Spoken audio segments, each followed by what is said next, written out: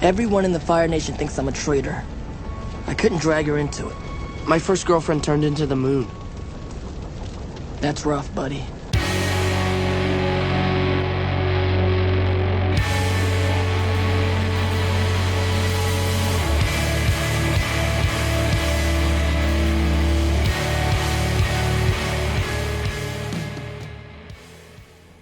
Welcome once again, my fellow manipulators of digital fate. I'm Richie, this is Capricorn, and I'm finally back from Las Vegas after competing in the World Championships for Wonders of the First. If you don't know what that game is, you need to find out, because that game is absolutely insane. I never thought I'd love a game as much as Magic the Gathering, and I absolutely do. I took second place, and I won like $20,000. Absolute insanity, but that is not what this video is about. I am finally caught up with everything in my life, with holidays, with wonders, with magic, with content, with everything, and I can get back to putting out deck techs for Magic for all of you lovely, lovely people. This deck in particular is called Get Zuked, or Get Zuked? I don't know, go Zook yourself. Anyway, this is a human tribal deck, a Mardu human tribal deck like I've done in the past. It's one of my favorite decks that I keep going back to season after season, but there's some really interesting new cards that we're throwing into the mix. Obviously, we're using Zuko Conflicted, one of the new cards from Avatar. We've got another really cool card from Avatar that we're utilizing in this deck as well, but I'm not going to give it away. We're going to break it down in the deck description. We've got a bunch of games that we're going to cover, get into the gameplay, show you guys how this deck works. It has been a couple weeks since I've, focused hard on playing a lot of Arena, so I am pretty low on the ranked ladder right now, climbing my way back up, and we'll get there quick. I'm gonna hit it pretty hard over the next few days, but either way, this thing still came up against some interesting decks, some difficult decks on the ladder, and we got some really interesting wins. So we're gonna break down the deck, we're gonna get into the gameplay. Before we do, please like the video. It helps me get the video out to so many more people, it helps the channel grow, and I would really appreciate that. And if you're new here, make sure you subscribe, because now that I'm caught up with everything, I have a ton of content on the way. Let's do it. Alright, so we're going back to an oldie but a goodie. The core of this deck is pretty much the same as it was in past iterations, but we have a couple of really interesting new cards that we can throw into the mix.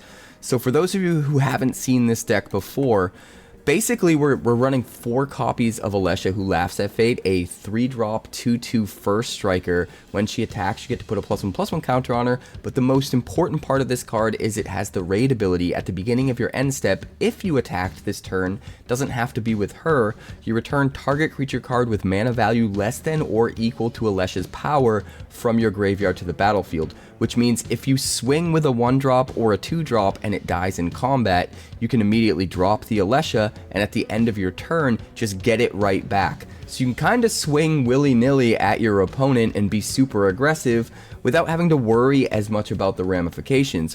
On top of that, we're able to run some really interesting cards that we can pair with Alesha.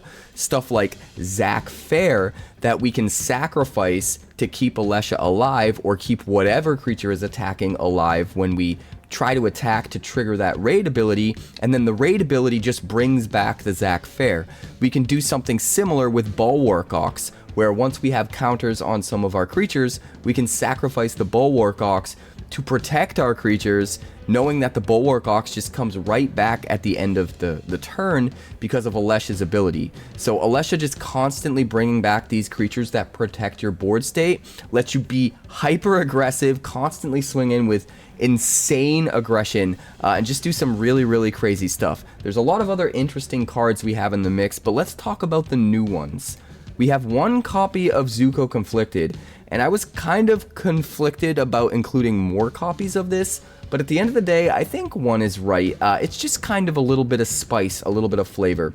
He is a 2/3 legendary human rogue for just 2 mana in the colors of Rakdos, and at the beginning of your first main phase, you choose one that hasn't been chosen, and you lose 2 life, which is an important part of this card to keep in mind.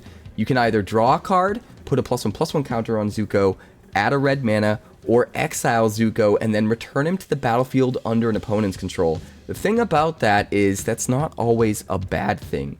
What's great about Zuko is because this deck is so aggressive, a lot of times by the time you have to pick that last mode, your opponent is so close to death that giving them a creature that now makes them lose 2 life every single turn when the ability triggers kind of seals the deal and kills them extra quick, regardless of whether they're drawing cards or making mana or whatever the case may be.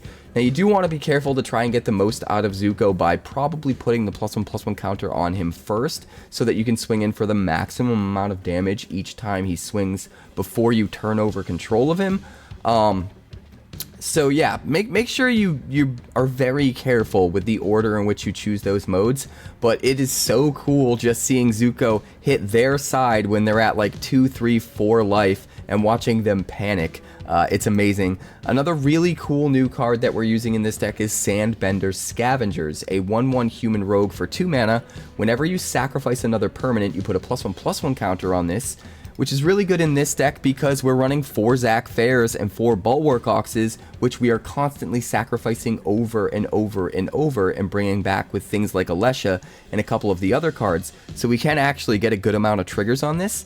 But most notably, when this creature itself dies, you can exile it, return a creature card with mana value less than or equal to this creature's power from your graveyard to the battlefield.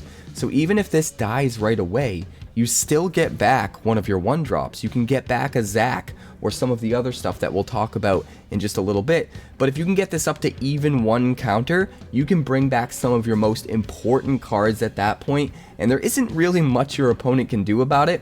And the fact that you're constantly swinging in, things are constantly dying, things are constantly coming back, getting even more value out of those cycles by having Sandbender Scavengers get pumped up and then die and bring even more things back, possibly even use the Scavengers to bring back an Alesha if they kill your Alesha, is just really, really awesome synergy, and I love having that card in this deck. But let's go to the bottom of the curve and talk about the rest of the cards in the deck. We've got 4 Veteran Survivors, just a really good 1-drop. What's important about this card is any of the decks in Standard that are utilizing the graveyard, maybe Reanimator decks, maybe Oculus decks, anything like that, Veteran Survivor is just sort of a way to have almost like main deck sideboard options.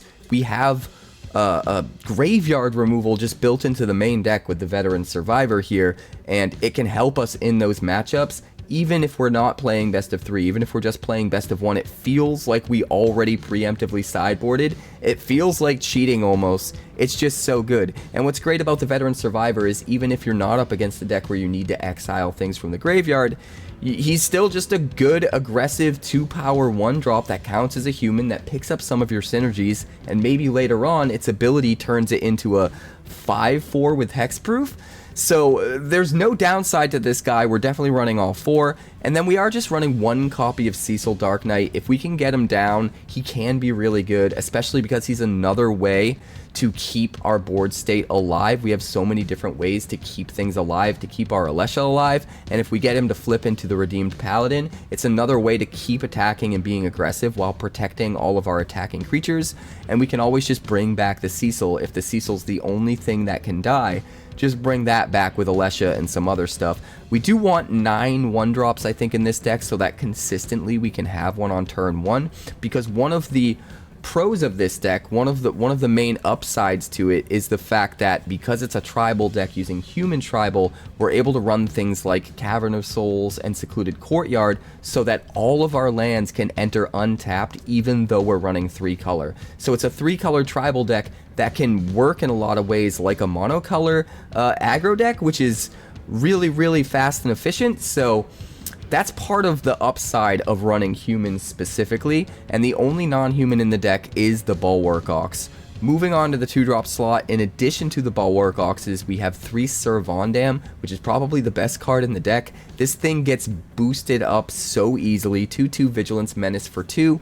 Whenever another creature you control dies or is put into exile, you put a counter on it, and when he dies or is put into exile, if his power is 4 or greater, you get to destroy any non-land permanent. It's so easy to get there. If you sacrifice just Zack Fair once, him dying puts a counter on the Sir Vondam, and then if you target the Sir Vondam with his ability, it puts another counter on, and all of a sudden he's already at 4 with just one Zack Fair sacrifice. You can also use the Bulwark Ox attack in while it's saddled to put counters on the Sir Vondam without even sacrificing things. But also, what's cool about the Bulwark Ox is if you sacrifice it to give creatures you control with counters hexproof and indestructible, the act of sacrificing it puts a counter on Sir Vondam. So even if he doesn't have any counters to begin with, you can sacrifice a Bulwark Ox, he immediately goes up to a 3/3, has a counter, and receives hexproof and indestructible, which is just absolutely insane. We're also running 3 copies of Cathar Commando, a nice aggressive play that we can also just sort of tempo out on our opponent's turn if we need to, you know, hold up some trickiness and put this out at the end of their turn, be really aggressive with 3 power, but most importantly, just like the Veteran Survivor, this card is a way to have things that feel like sideboard cards in the main deck without it slowing down the main deck. So we're able to sacrifice this thing, destroy any artifact or enchantment, really good against Simulacrum Synthesizer decks, all sorts of stuff out there. And then we can just keep bringing it back over and over and over with Alesha and just keep sacrificing it to kill things if we want. So we absolutely want at least 3 so that we can consistently see 1 during the game. I would add 4 if I could, but it's really hard to fit all the cards that we want. I think 3 is the right number. We're also running 4 copies of Shelter by Ghosts, one of the only non-creature cards in the deck. It's just too good. It's the best removal in white, and it's especially good against an aggressive deck like this. It also helps protect some of our cards by giving that ward 2, and it helps us beat other aggro decks by giving the lifelink. Everything about Sheltered is absolutely amazing. We're running the full play set, of course. In addition, we're running 1 copy of Kel the Fae-Blooded because he kind of feels like a 5th Shelter by Ghost. We can use the Birthright boon to fetch one if we're desperate, but even if we're not desperate, we get extra value with Kellen in that it is a human that comes down as a 2/2 double striker and can add more value onto the field and just kind of works with some of the synergies we're already utilizing. So I don't want to get too greedy with him, but I think a 1-of just sort of feels like a 5th Shelter by Ghosts. I think it's right. In addition, we do have the 4 Alesha, Who Laughs at Fate, which we've already talked about, but we've also got 1 Joshua Phoenix's Dominant. This can put things into the graveyard, let us discard them, so that they're there to bring out with Alesha if nothing's dying, right? If our opponent's not blocking anything in combat, not killing anything, not using removal and forcing us to sacrifice stuff like Bulwark Ox and Zack Fair, sometimes our graveyard can be empty. Joshua can just put stuff there in order to draw more cards, knowing that we're just going to pull it out and put it into play for free from the graveyard. But even better than that, if we pay 5 mana, tap him, exile him, comes back transformed, he drains the opponent for 2 a couple turns in a row, you get a 4/4 flying lifelinker, but most notably on Chapter 3, return any number of creature cards with total mana value 6 or less from the graveyard to the battlefield. So we can get back an Alesha plus 3 more mana cost, mana value worth of creatures all in one swing. So this is another way to get back Alesha if they somehow get around our Bulwark Ox and our Zack Fair and they're able to kill it. Joshua's just another way to get back that Alesha. We're also running 1 copy of 𝐴𝐻𝐵𝐿 Thousandth Moon. It's just too good in a deck that constantly wants to attack and has no reason to not attack every single turn and just run itself into the opponent's pressure without caring. 𝐴𝐻𝐵𝐿 is perfect for that. We are only going to run the 1 copy because it's legendary, but if you happen to get it, you jam it, you attack like you're going to every single turn anyway, and you just build up an insane amount of value. Moving on to the 4-drop slot, we are running 3 Elegy Acolyte. These are humans, and these guys just provide a ton of value. They usually come out at just the right point where we're starting to run out of gas, and normally it doesn't matter too much if we're running out of gas because Alesha's just bringing stuff back from the graveyard constantly. But sometimes we can run into a situation where we really need to dig for stuff. Being able to swing in and draw a bunch of cards with Elegy Acolyte, but also trigger the Void and get a free 2/2 pretty much, because our stuff is dying and coming back constantly anyway, so you're always going to trigger that Void and get another 2/2. Everything about this is awesome. I would like to run 4, but I think 3 feels good. We have to try to keep the mana cost of the deck, the curve, somewhat reasonable and low. It is a very low to the ground deck, and I think 3 is just the right number. The last card here is 𝐭𝐚𝐳𝑐𝑒 Horizon Splicer. I absolutely love this card in this deck. A 4/4 legendary human scientist villain for 5 mana. He is very expensive, but if you make it into the late game, sometimes he gives you all of the value you need. He comes down, exiles one of their non-land permanents, their most problematic thing, but also exiles one of your best things from your graveyard. And what happens is, if 𝐿𝐿𝐼𝐋𝐄𝐑 dies, both of those cards go into their owner's hands. So even though they can get back the thing that you get rid of with 𝐿𝐿𝐼𝐋𝐄𝐑, it doesn't come back into play. It goes back to their hand, it sets them back tempo-wise, they have to replay it, and at the same time it gives you back your best card so that you can replay that as well. A lot of times, if our opponent gets rid of an early Shelter by Ghosts or kills the creature that the Shelter by Ghosts is on, and it's sitting there in the graveyard, we can play a 𝐿𝐿𝐼𝐋𝐄𝐑 to remove their biggest threat, maybe even the same thing that the Shelter by Ghosts originally got rid of, but then also remove the Sheltered by Ghosts from our own graveyard, so that if they kill 𝐿𝐿𝐼𝐋𝐄𝐑, sure, their thing goes back to their hand, but do they really want to replay it? Because now we have a Shelter by Ghosts in our hand. And not only do we deal with their problematic permanent when they replay it, we exile it all over again, but we get the extra value that Shelter by Ghost provides with the lifelink and the ward and the additional attack. Just insane lines. There's so much cool stuff that you can do with this deck. The mana base is very specific, like I said before, to allow for 3 colors with every single land coming into play untapped, or at least being able to come into play untapped. And the deck is just awesome. I recommend you take it for a whirl because I think it's actually really, really good in the current meta. But let's check out the games. This looks good. We'll keep it. We will keep it. We'll start with Sunbillow Verge. Play the Veteran Survivor.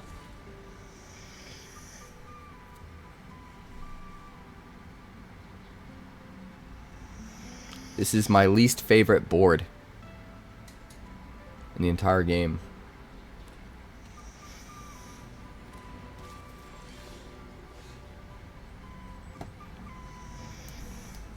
I mean, artistic. It's very artistic.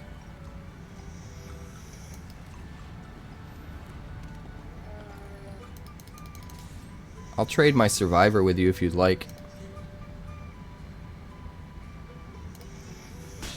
Figured you wouldn't.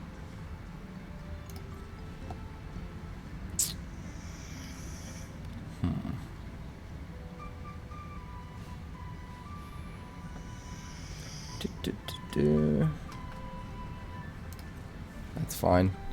I can just pop the Shelter next turn. I'm all about it.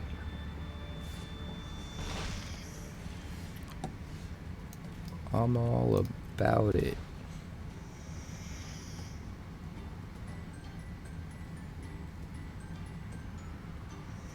Pass a turn.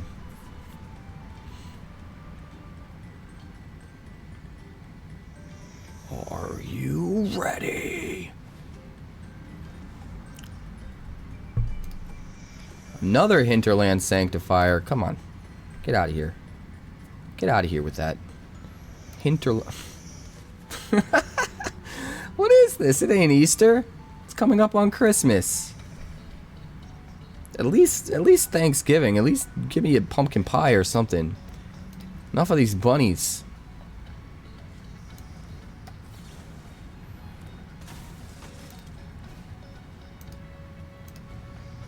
Get out of here.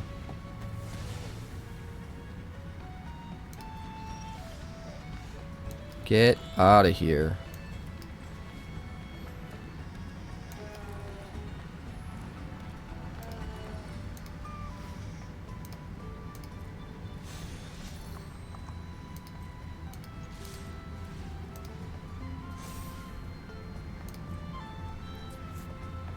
Gonna take the 5.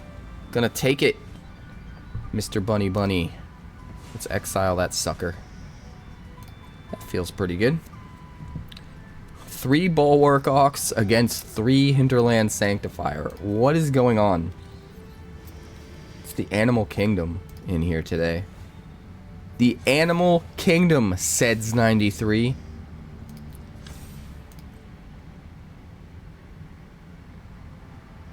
We need another black mana. That is not a black mana. That is in fact not a black mana.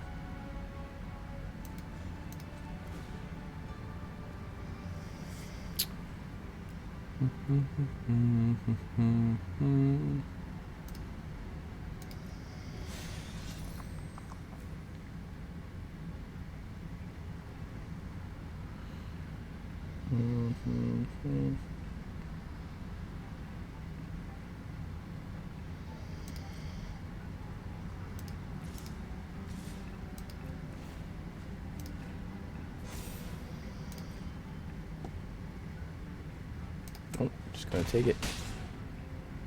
Alright, it's pretty good for me. I'll eat my Cathar Commando, sure. Normally I wouldn't, but in this scenario, I need this to be a big boy. Strong, healthy, growing boy. You know? Get them muscles.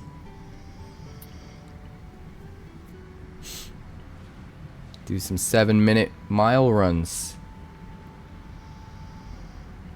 Creature with power 4 or greater. Well, I guess we have to do this, huh?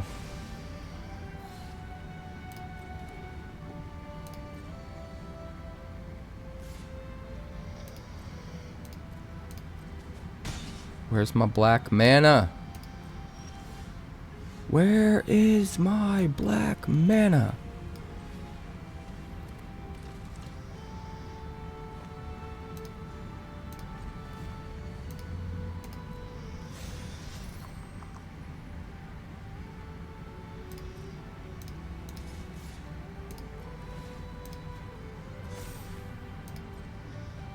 Get in for 7.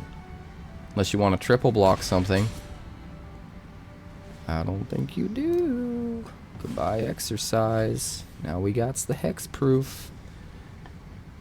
If I sacrifice my Bulwark Ox, the Scavengers becomes a 2/2. Which is kind of cool.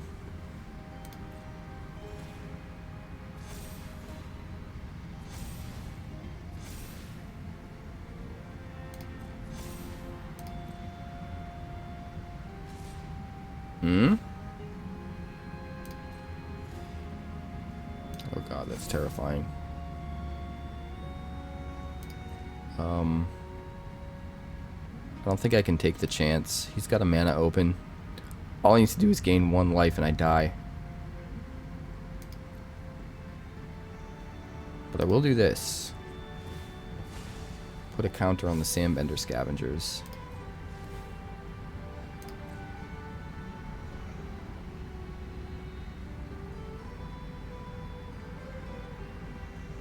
Also could have done it the other way. Could have sacked one of the other Bulwark Oxes to give indestructible.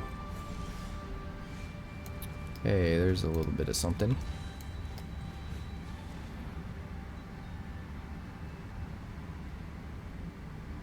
Combat damage.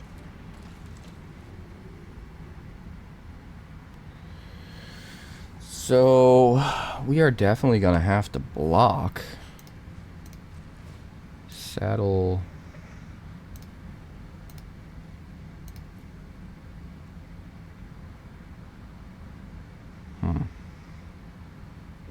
Kind of want to block with the Sandbender Scavengers, to be completely honest.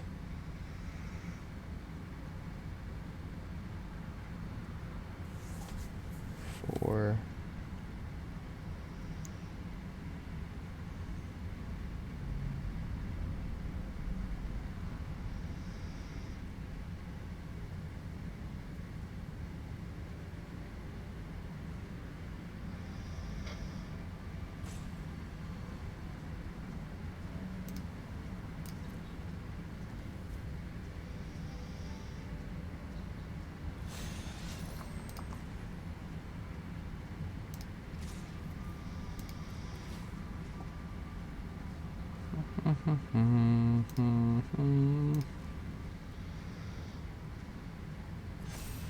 Do that. That way it's really hard for him to kill the Ox.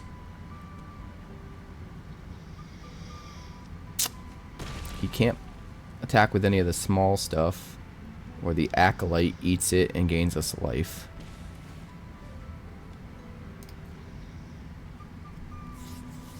And if he attacks with the Essence Channeler without losing life first, we just chump block it with the Scavengers, and when it dies, we get back our Bulwark Ox. Which feels good to me. That feels good to me. I think we might have this. Wait. Is that just to gain 4 life? Probably. But if he has no way of losing life, kind of doesn't matter. Does he have a way of losing life?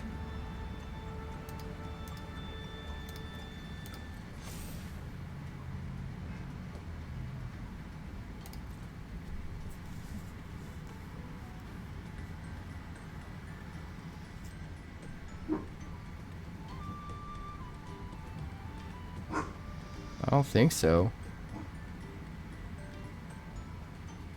That's why he should be running some Painlands or something.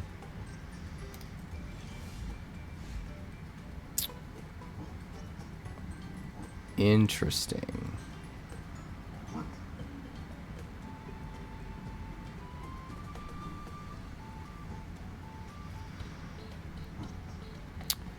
Interesting.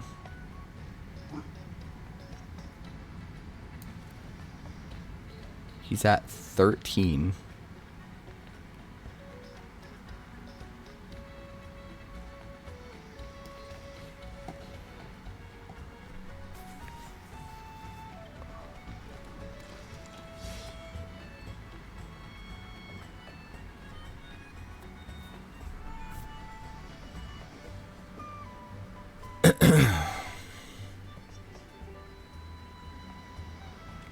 I'm not sure how we're supposed to play this.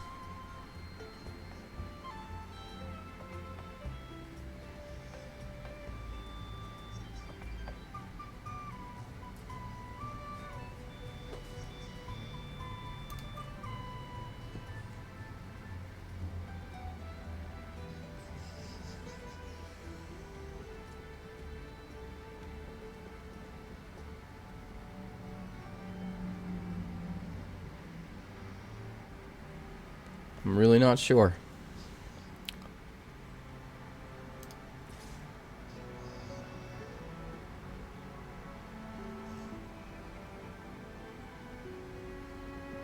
I think we do this. I think this is what we do. No matter what, we get back an Ox, right? So now we'll get back 2 Oxes.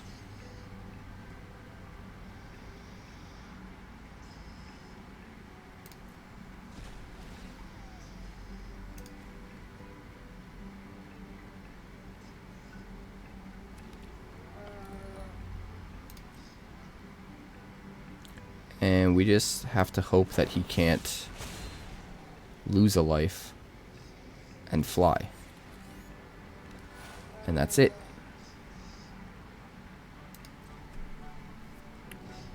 If he can't, we're in pretty good shape. Got both of our Oxes back. We got a robot. Could you imagine if he was just running Painlands? Good God.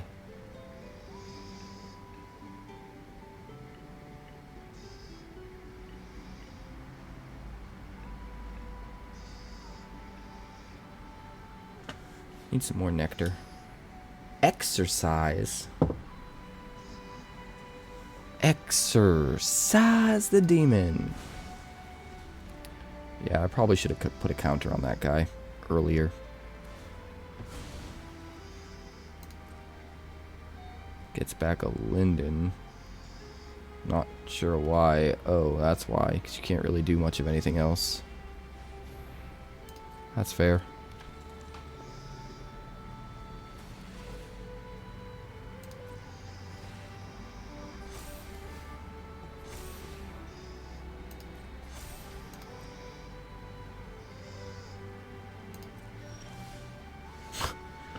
More lands. Okay.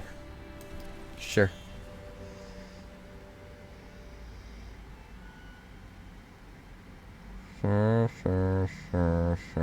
Sure.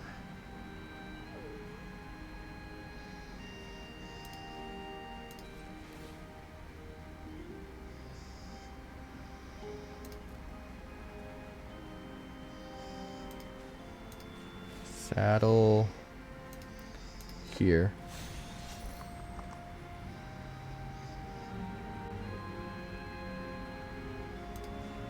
Saddle here.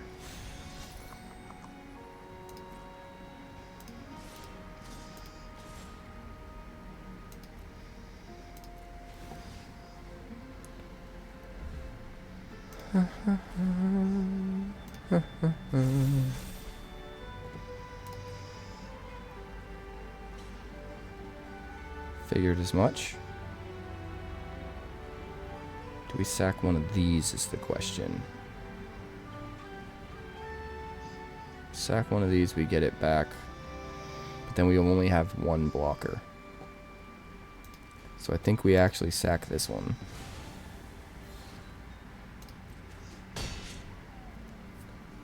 So that we can potentially have two blockers. Let's get rid of Linden. End the turn. Get back the Ox. Man, this is so close. This is so close. We need to...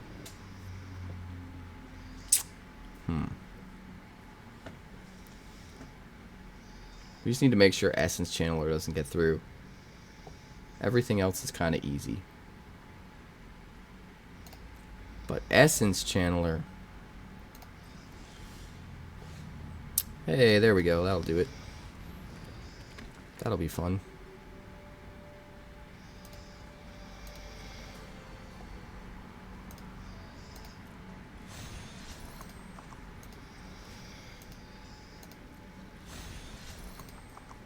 Alright, so once again, we'll swing with the two saddled oxes.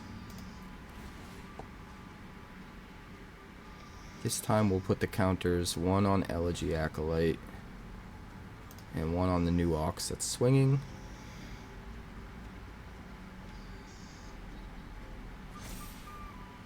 That way, if he doesn't block correctly, we can just sack this ox. Keep everything alive.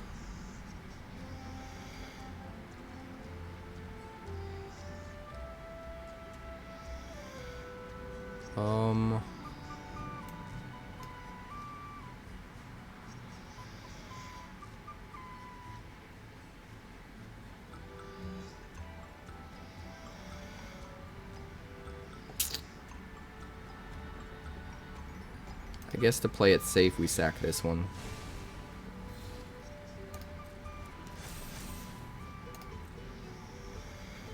We're gonna do less damage, but that's fine.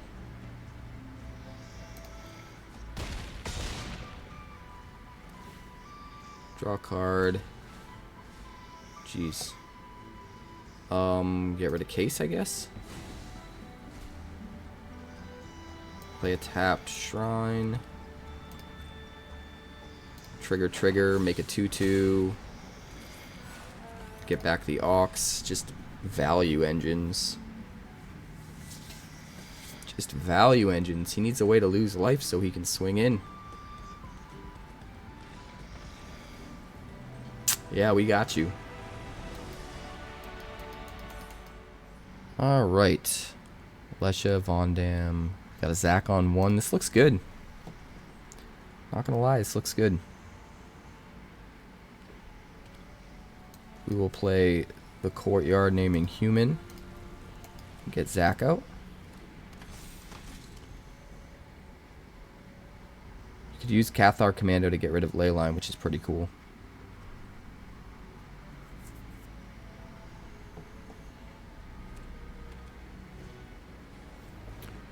Ruin Lurker Bat. Well, we're definitely playing Vondam at this point. Swing for one. Good old Sir Vondam. What a card.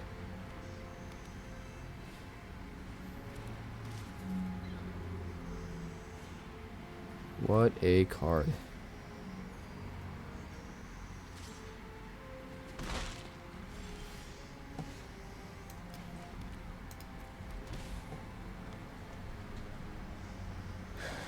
Doo-wop, doo-be-wop. Doo-wop, doo-be-wop.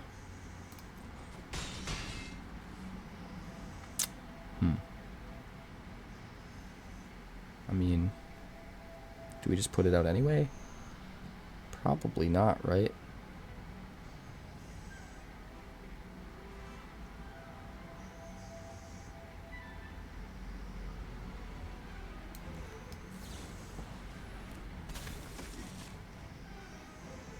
End the turn.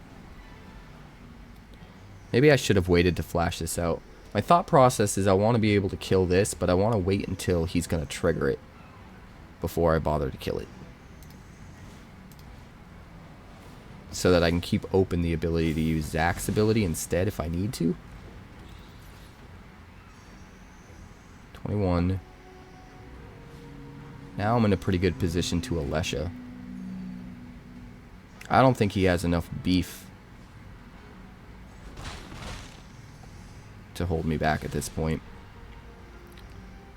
I don't think so.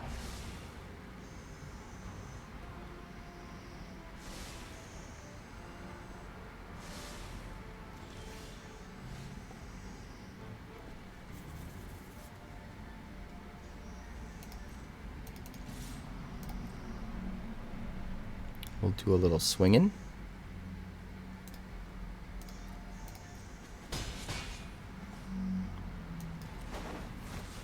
We'll grab Alesha.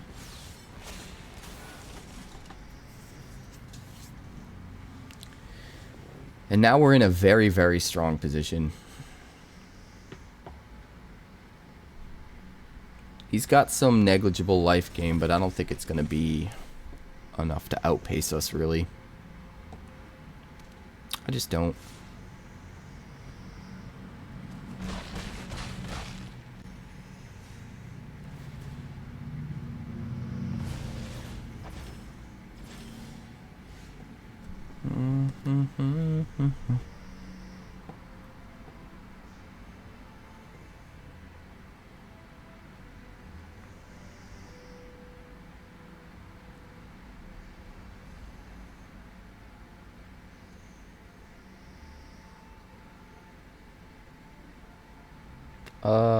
Let's do it like this. Swing with everything. He probably blocks the Cathar Commando. Or he blocks nothing.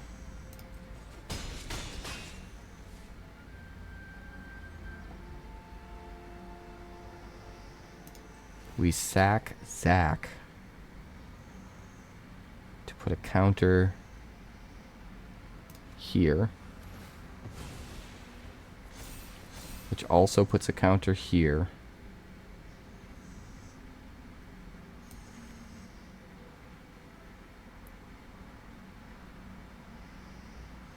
Then we play a Sir Vondam. Keep the new one. Old one dies. We get rid of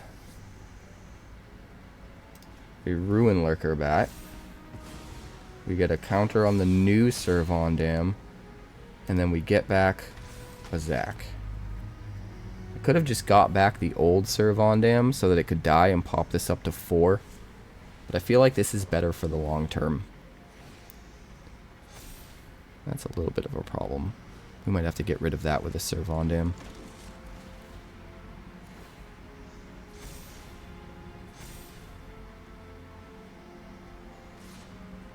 Swing for 3.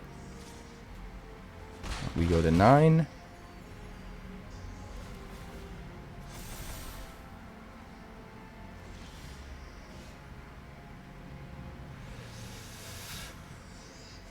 Well.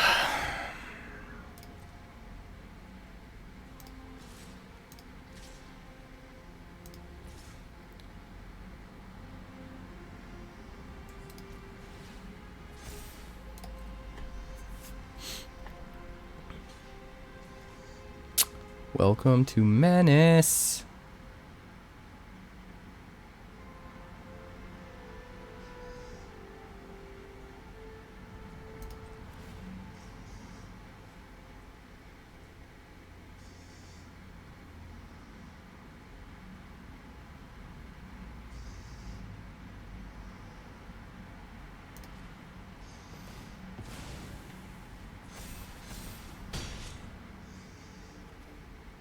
Alright, we kill that guy.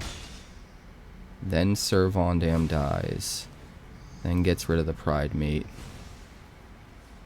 Then we play a Zack. Hold up the ability to use the Zack. End the turn and bring back a Sir Vondam. Yup. That's how you do it, Smalls.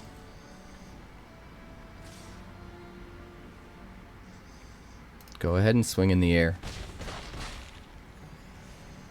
Don't think you can keep pace with us.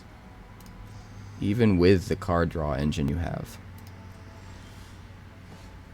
Man.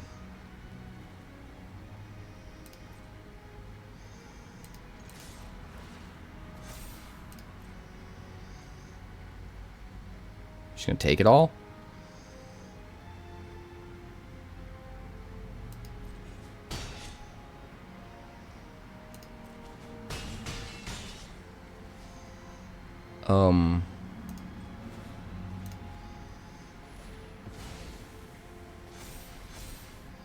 Sure.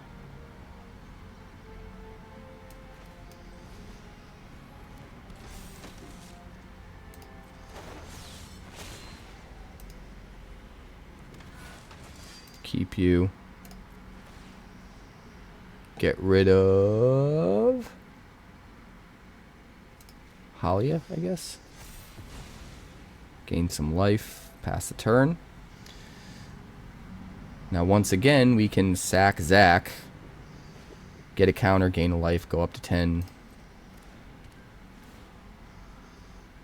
Aw. That exiles.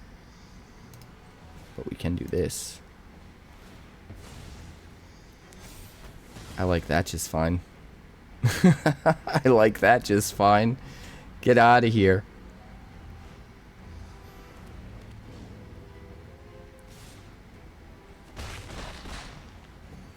Yeah, he just can't catch up. He just can't catch up.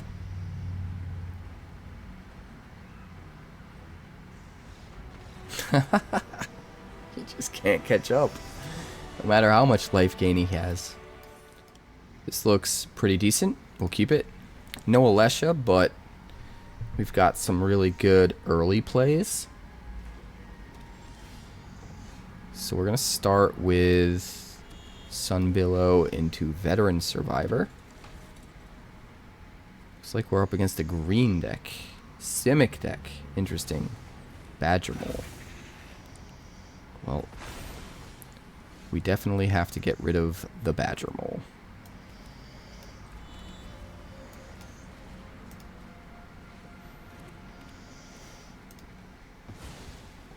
No extra mana for you, my friend.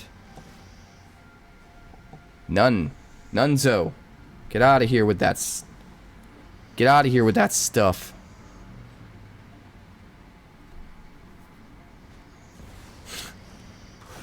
Really, bro?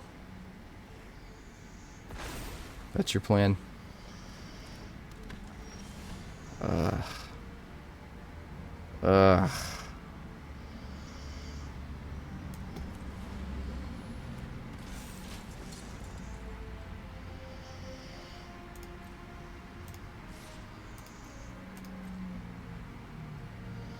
That's right, you take it.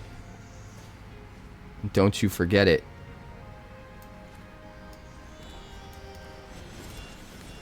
Birthright boon. We'll find another Sheltered by Ghosts. It's pretty good. I like it. I like just a one of Kellen in this deck. It almost feels like a 5th Sheltered by Ghosts, but the body actually gives you value as well, which I like.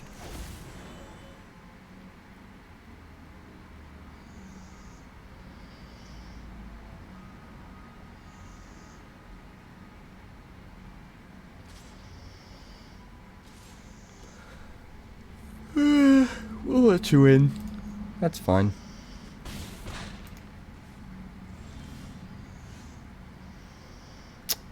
Alright, so...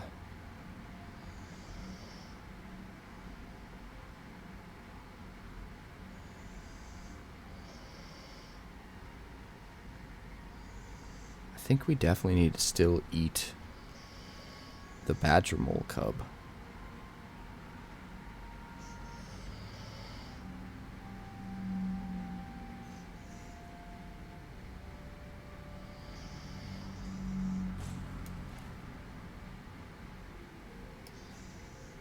I don't love it.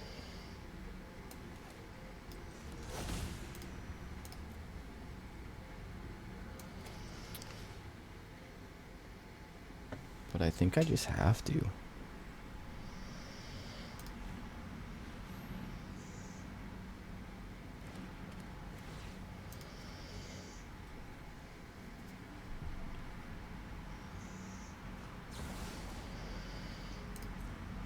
Wan Shi Tong. Rude. So rude.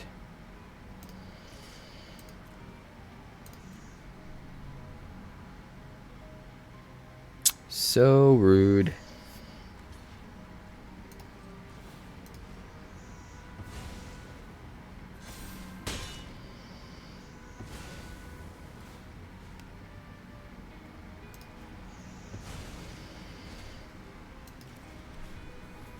Alright, play another Zack. It's got Ward 2 times 2. And if I eat 2 more cards, it just gains hexproof, which is nice. Keeper's Talent.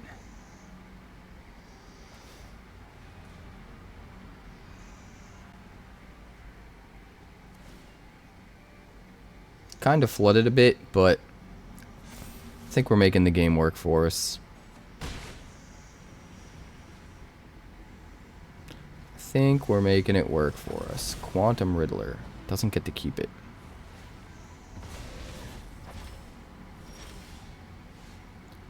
Doesn't get to keep it.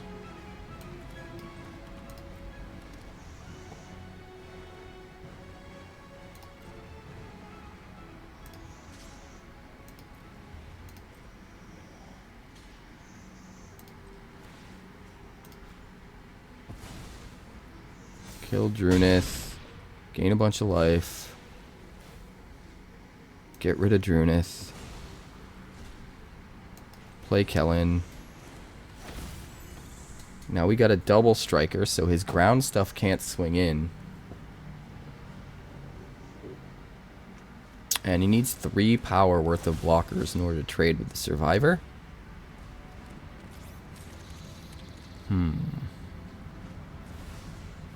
You're not quite there.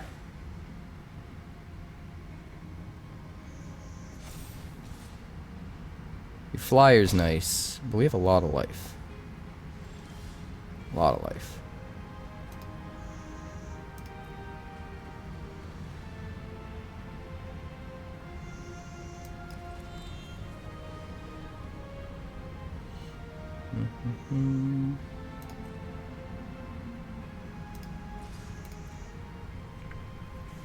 Let's see what he does.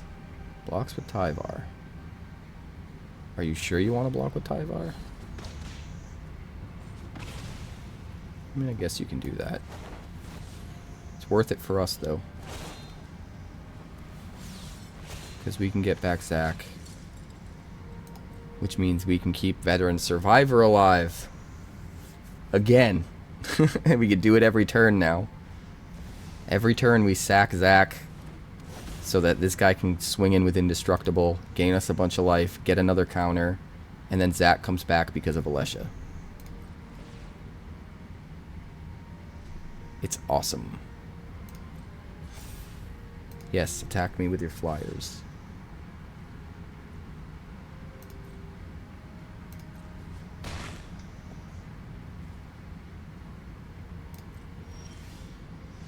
Ooh, even better.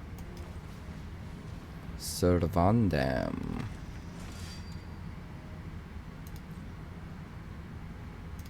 Swing with the survivor.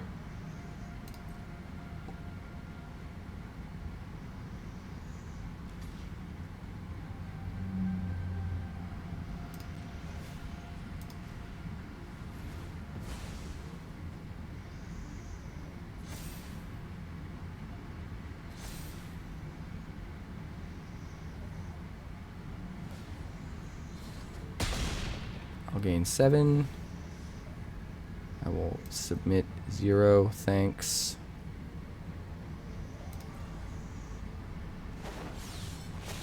We'll bring back Zack. And we're kind of close to being able to bring back 𝐿𝐿𝐿 too. If we can put a counter onto Alesha either with Zack or by attacking with her,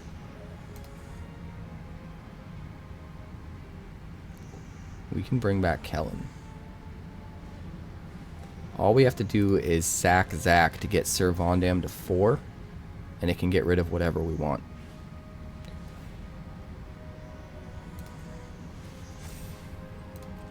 Alright, bunch of gene pollinators, that's fine.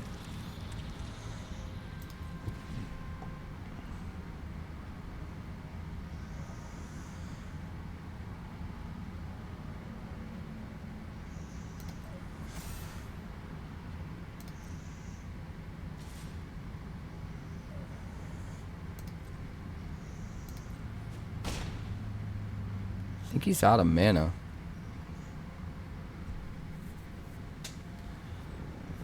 I think he's out of mana.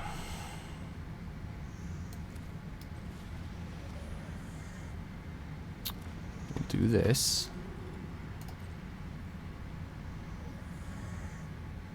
Swing. Swing.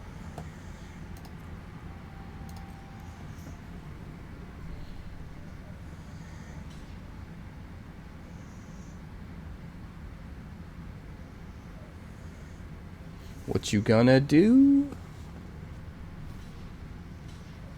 Have everything block Sir Vondam.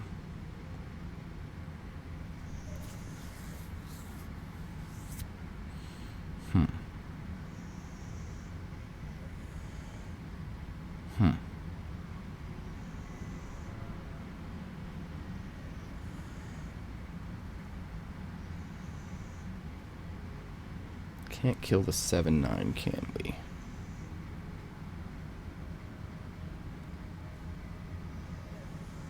Well, we gotta do this.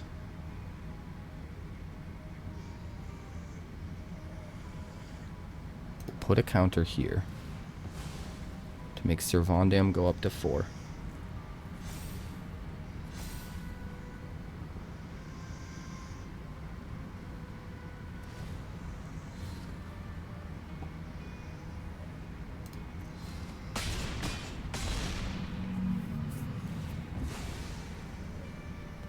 And then we will get rid of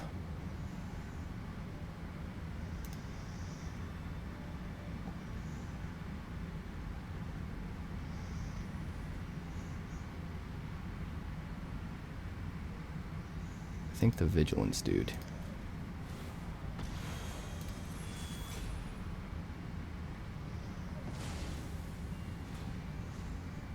Eat the Wanshi. Play this for 2. Trigger. And we need to get back Zack first to make sure we can keep our stuff alive. And we get a 2/2 chump blocker. And that's why we played this untapped, so we can use Zack. All of that seems wonderful.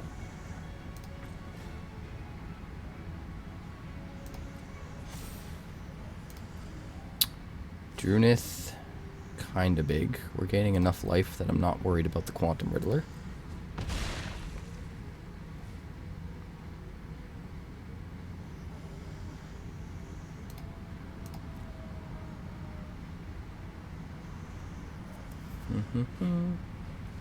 Paw Patch Recruit.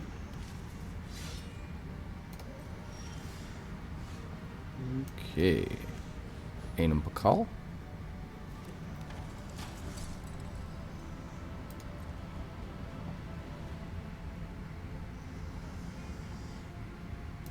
swing, swing.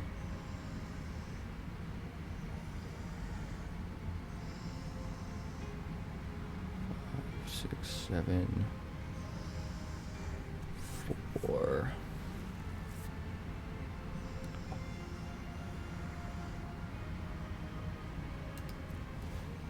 Yeah, we'll just do it like that.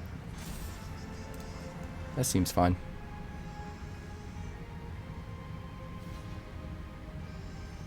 We just need to gain the life and keep things moving.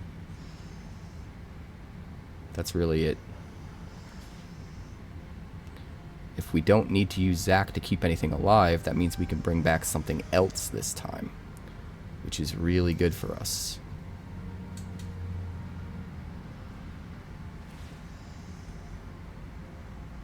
That's fine.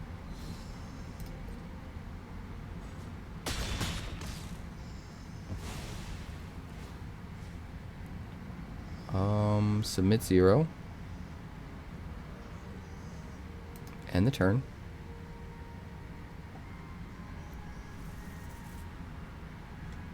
Just keep things moving. Another Wan Shi Tong. Okay. That is certainly a lot of cards.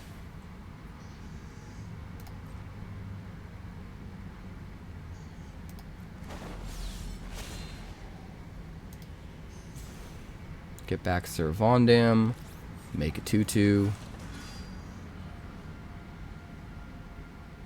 One sacrifice of a Zack targeting the Sir Vondam gets it to 4. Which is kind of gnarly.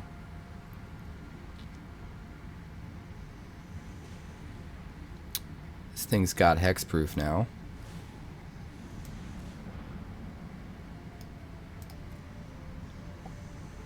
Creatures you control get +X. Oh, that's a lot. I didn't realize he had enough mana for that. He doesn't have trample, though. We might still be okay.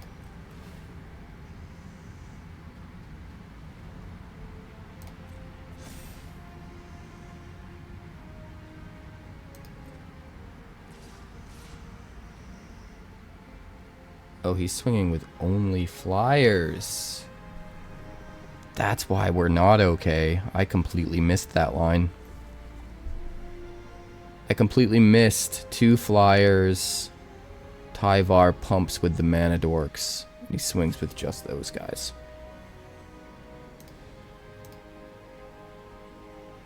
I don't think there's anything I can do.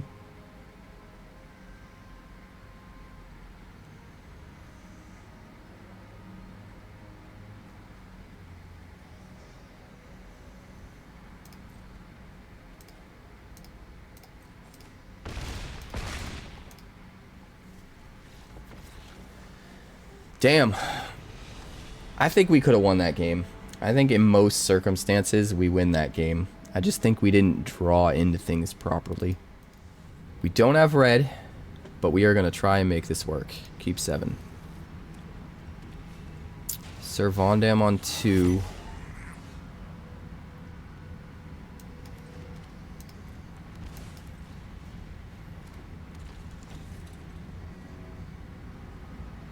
Or maybe we sheltered by ghosts on 2. I guess it depends how aggressive he's being.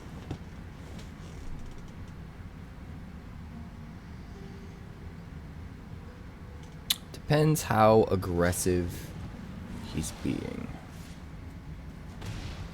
Scalding Viper, sure.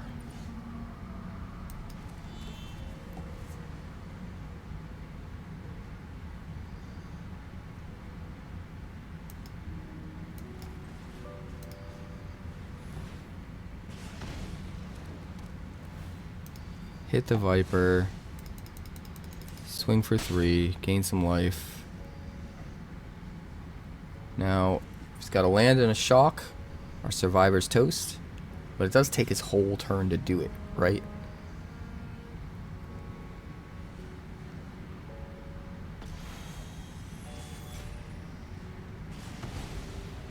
So it's not the worst thing ever. And we have another sheltered.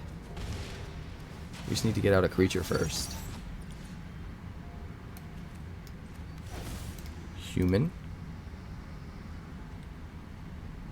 I think we want Zuko. I think we want Zuko. That makes sense to me. That makes a lot of sense to me.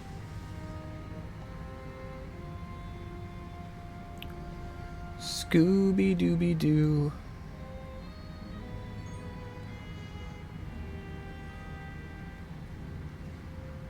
Next turn we can serve Vondam Sheltered.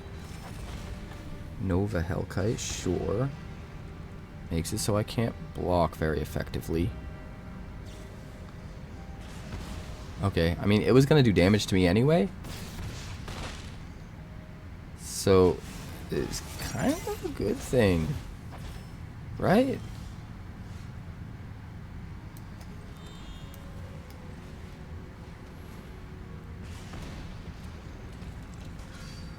Four...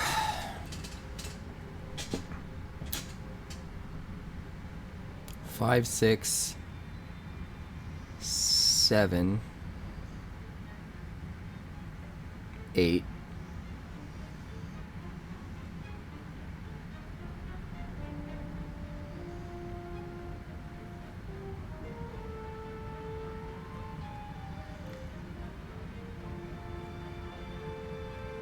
You can do 8 to me. Which means I absolutely have to remove something.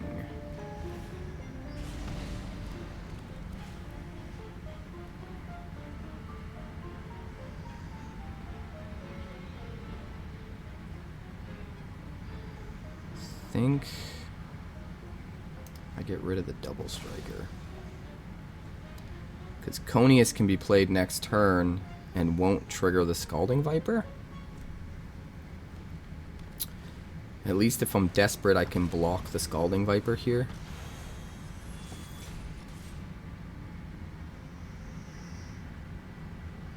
Hits me for 6. We're definitely taking it. We're going to 2. Because we can 𝐭𝐿𝐴𝐻. And life is good.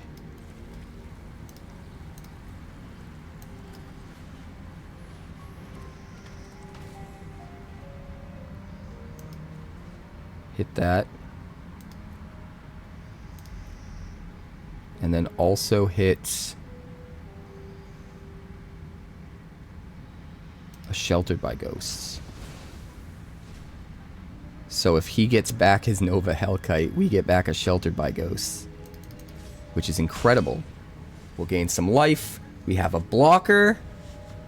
I think we got this. I think we got it, guys. Throw your nades, TG. Throw your nades.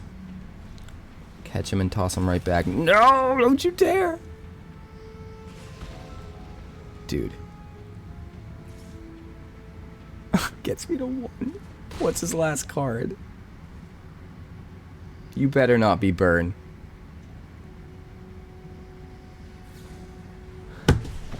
Really? Really?